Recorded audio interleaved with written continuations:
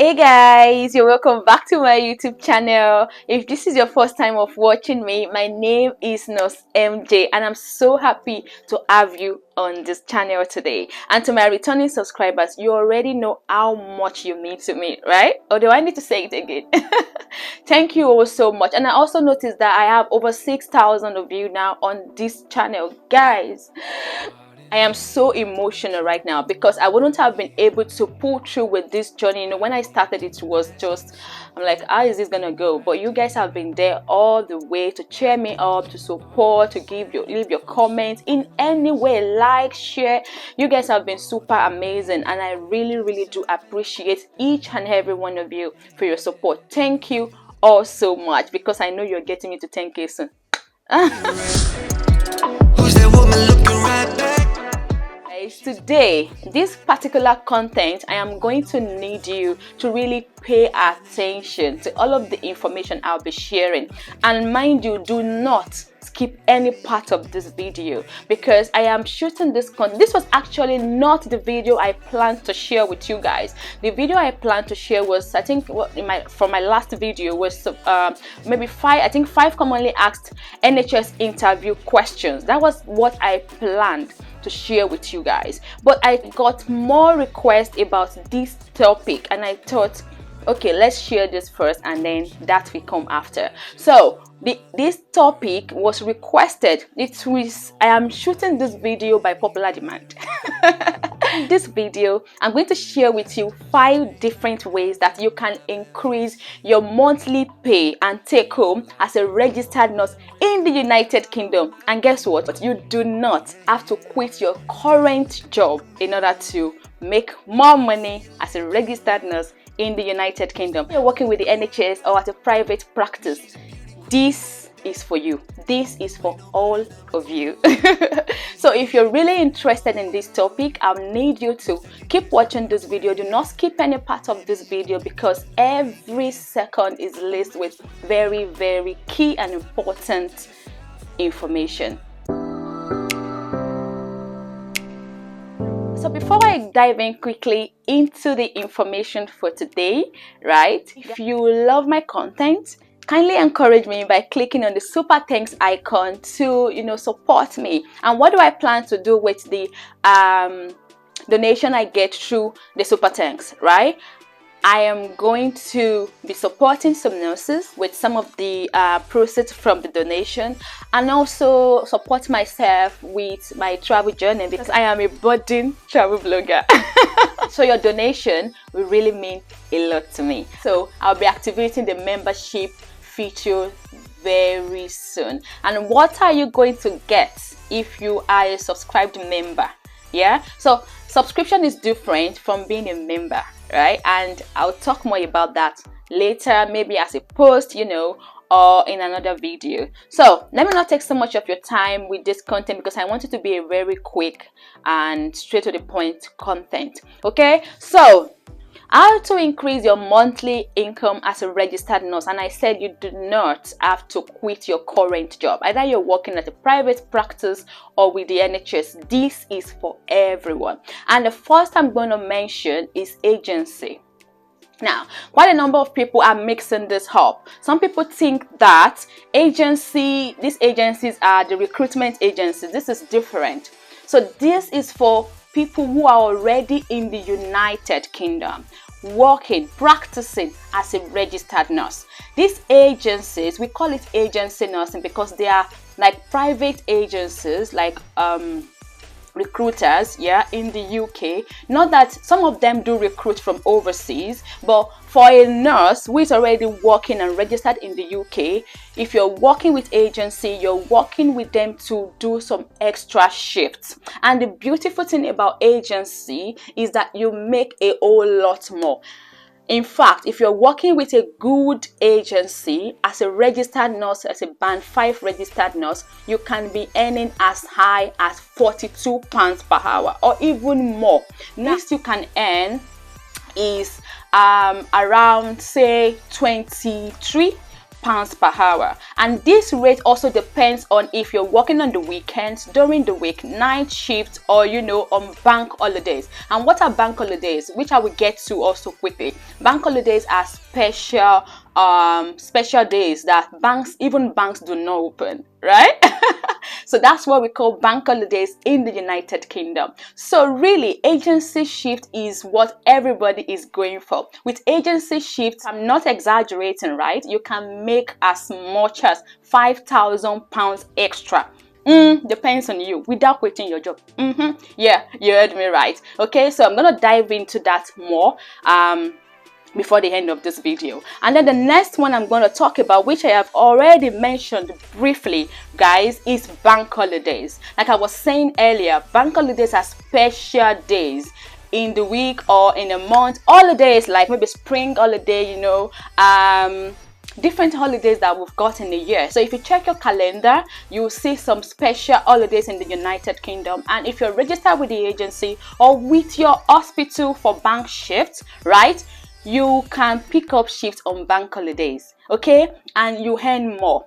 It's not exactly so much, but it makes a lot of difference. Even if it's about £4 or £8 difference, that is a lot, trust me. Okay, and that's £4 or £8 that I'm talking about is going to be per hour rate. So if your current rate is, say, the basic current rate for band 5 is around say £12 to £14 per hour. Okay, with bank holidays, you can be getting an increase of about 8 to £10 per hour. Yeah, so it depends on your hospital, the department you're going to be working, your specialty. So for some specialty areas, right, the rates differ. Okay, so for instance, I am a theater nurse, and for our bank shifts, not on every other shift, for our extra shifts like bank holidays, bank shift, overtime, we do have special rates. Okay, so for bank holidays, these are special days within a year, a special holiday that even banks do not open, and you have decided to come and work. Sunday is usually considered a bank holiday. Yeah, because banks don't open on a Sunday. Yeah, so the first one I mentioned is taking up a registry with an agency for agency shifts, right? Bank holidays, overtime. So what's the difference between overtime and bank holidays? So in the UK, you commonly hear people say, oh, I want to take up bank shift, I want to take up bank shifts. Yeah, but you're wondering, what is the difference? So the bank shift is the one for the bank holiday shift. Okay, so you're wondering what is the difference between a bank shift and an overtime. Now this is the difference. Overtime is you're currently at work, your normal shift, right? You're on your normal shift, and now maybe someone is coming in late, someone is coming to hand over late, or maybe something happened at work and they need you to stay extra time. For instance, in the theater, sometimes some of our cases are overrunning, yeah, and they need someone to finish up that procedure. Yeah, so they will need you to stay extra time. So that extra time that you're staying, yeah, is overtime. Now usually overtime has their T&Cs, right? And usually, like, if it's like just about 30 minutes extra, they can do that as MOing, right? So you write it somewhere in the book. There's usually a book in your department where you write overtime, and if it's just 30 minutes and you keep having another 30 minutes, they keep adding it up, and it's called time owing. And the more it increases, you can decide to take some early time off work. Maybe you normally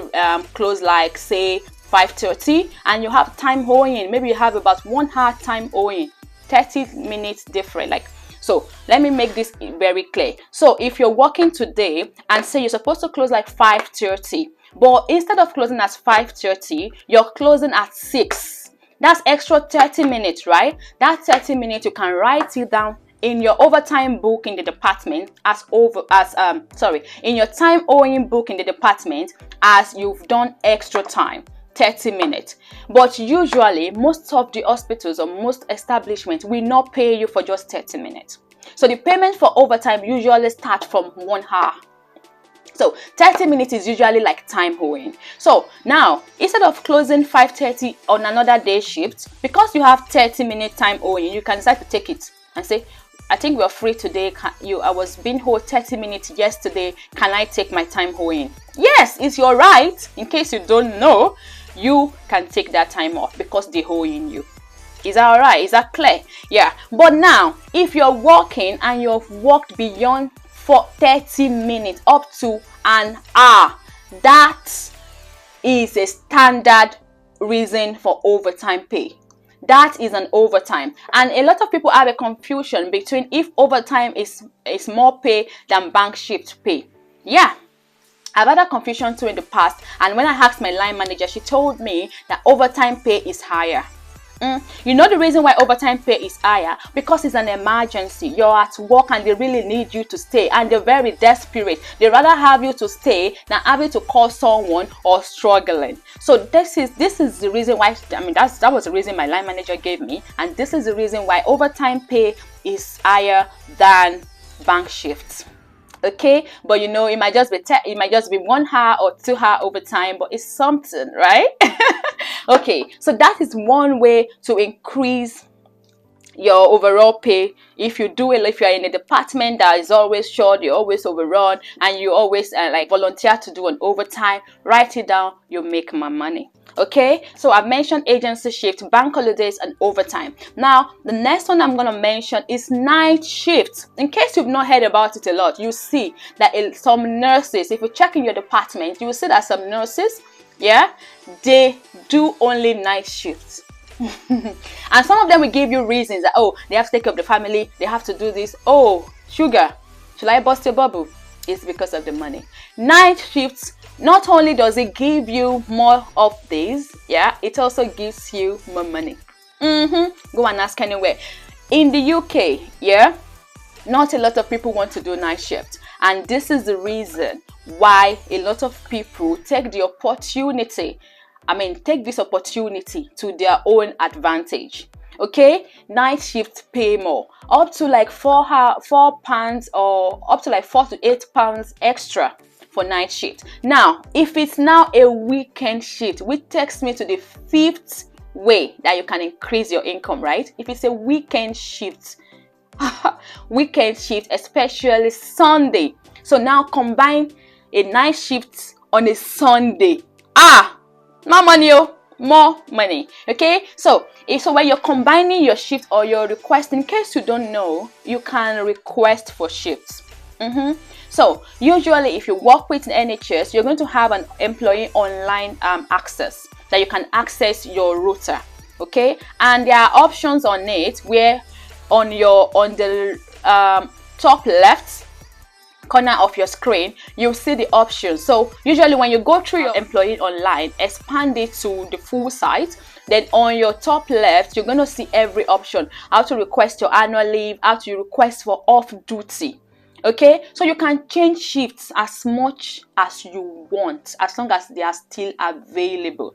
And you can change to night shift, you can change to weekend shift, you can change to any shift that you want that pays you. Okay, the highest they will do is reject that, oh, they already have so much people on that day, or it's not convenient for the department or something. But you can you can request. So these are the 5 ways that you can increase your annual annual income, or say your income every month. Now let me go in deeper into agency shifts, and I just want to make this video really comprehensive enough for you, so that it's like your go-to video when you want to learn more about agency shifts. Now, and maybe I will also make another content that talks deeper about this, but let's talk about it now. With agency shift, guys, yeah, working with agency comes with a whole lot of benefits.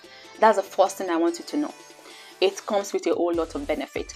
You can work with agency as part-time staff or full-time.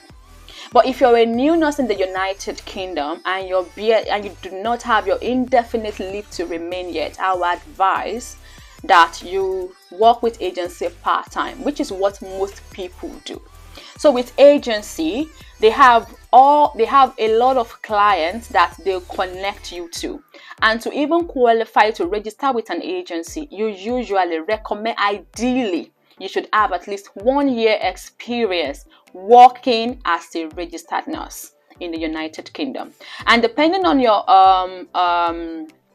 Depending on your specialty, I always encourage people to also go for extra shifts when they're taking maybe extra shifts. Take it on the ward so they can get some ward experience. Because with agency, one of the disadvantages to working with agency is they can decide to swap you to another department. In the hospital, it's usually in your contract.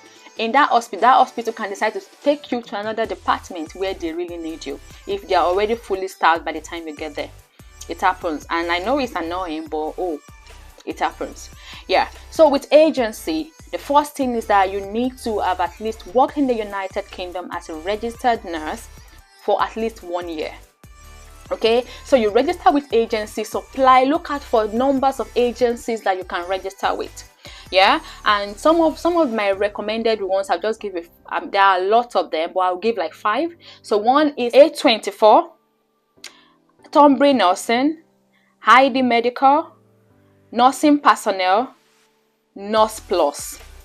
These 5, I'll just give this 5. There are a lot more that I'll get to share with you very much later. Now, why I say you make a lot of money with agency is that it is flexible. You can work at your own time. You pick shift, you give them your availability. That's after you must have registered with them. There is a lot of things a lot of documents that you need to submit, fill. You need at least 2 references and all of that for you to be registered with agency. And you also need to pass an interview and some basic mandatory trainings. Once you have all of this and you're registered, these agencies will then ask for your availability. So your availability, these are the days that you are available to work with them. So it's not a do or die affair. Okay, I have worked with an agency and they've been calling me for a long time now. I have not worked with agency for a long time because one other thing about agency is that life is easier if you drive. Honestly, because some location you cannot go, some locations are quite close, but because you don't drive, it's like a long ass distance. Okay, so it's really stressing me out. Not the work stressing me out. The work doesn't really stress me out. Agencies, I love it. Okay, but the transportation, getting to the workplace is the problem. So this is why I'm taking my time to get my car first, and then I can resume back to my agency shift. And I used to, as a theater nurse, I used to make up to say around in a day shift. Sometimes I make like £280. I think the least I've made is £280. Yeah, for a day shift, just a day. And I make at least £320 for some shifts. Yeah, they tax a lot. It's crazy. Yeah, they tax a whole lot. Tax is a lot, so it pisses me off, right? Because sometimes with my agents I get really good rates, maybe £45, some £50, depends on the day you're working, £38, £36. You know, the least I work is £30. That is the least. I don't do anything less than 30. If you want me to, I cannot. I don't take it. Anything less than 30, I'm not doing. I'm not interested. And you can always bargain. You are not restricted to, like, you're not obligated, under the obligation to stick to what they're offering. You can negotiate with them, negotiate your value, right? So anything less than 30, do not call me. That's what I always tell my agency, right? So yeah, you can negotiate your day, the days you're working. You can negotiate your rates with you can give them your availability. You don't have to work all of the time. You can do at least 2 days. Now, someone asked the question and said, can everyone do agency shift? And like I said earlier, the minimum requirement is that you're a registered nurse in the UK with at least 1 year experience working as a registered nurse in the United Kingdom. This will not affect your indefinite leave to remain. I will tell you what can affect your indefinite leave to remain if you're working with agency. Yeah, and I need you to really look out for this. So we're gonna get into that really quickly. Okay, so with agency, they're gonna offer you 2 payment methods, and the first one is either you want to receive your payments through payee or through umbrella companies. So which one should we go for, payee or umbrella? I'm going to discuss this with you in another video because it's a deep content. Okay, with the question of if you working with agency will affect your indefinite leave to remain, I'll say no. It will not. I'm not the first. Before I started doing agency, I asked a lot of questions too. I did a lot of reading, a lot of research, and it has nothing, absolutely nothing to do with your indefinite leave to remain. Now, this is what will affect your indefinite leave to remain. If you're calling in sick just to go and take up agency shifts, yeah, that can affect your indefinite leave to remain, because they will know. Some of you will think, oh, they won't know, I've gotten sick. You will be shocked that they will know. Another thing is, you must make sure that any extra work that you're doing outside the one you're doing for your employer, must not affect your work with your employer. It must not affect your work with your employer. Now, anything you do with your off duties, with your off days, is none of anybody's business. Okay, as long as you're still doing your 37.5 hours with your employer and you're diligent at your work, your agency shift or whatever is not affecting it, you're paying your taxes and everything, nothing is going to affect your indefinite leave to remain. Okay, so I hope you guys clearly understand this now. So I have given you 5 ways that you can increase your income and make more money as a registered nurse in the UK without even leaving your hospital. Now, if you want to try out my tips, start requesting for extra shifts.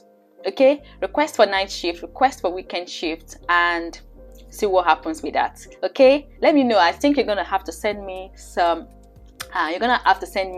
money also for sharing this with you. And like I said, look out for the other content I'm going to talk about with working with receiving your payment either with Pay or Umbrella. Which one is better? Which one is safer? At the moment, I keep my mouth shut. I'm going to share with you in the next content regarding working with agency shifts in the United Kingdom. And if you still got any question aside that, feel free to drop it in the comment section. Okay, hope that you find this video useful and helpful, and if you do, make sure you share this with somebody, or at least refer somebody or a friend, your colleague to watch this video and also learn more themselves. Okay, I always share new videos every Sunday, but I'm trying to increase the numbers of days that I share videos to maybe at least twice in a week. So let's see how that is gonna go. I still got a lot of things on my hand right now, and I don't know, let's see if that's gonna work. Thank you so much for watching this video, guys, and thank you so much for hitting the subscribe button if you're yet to subscribe. See you guys next time. Enjoy the rest of the day. Bye.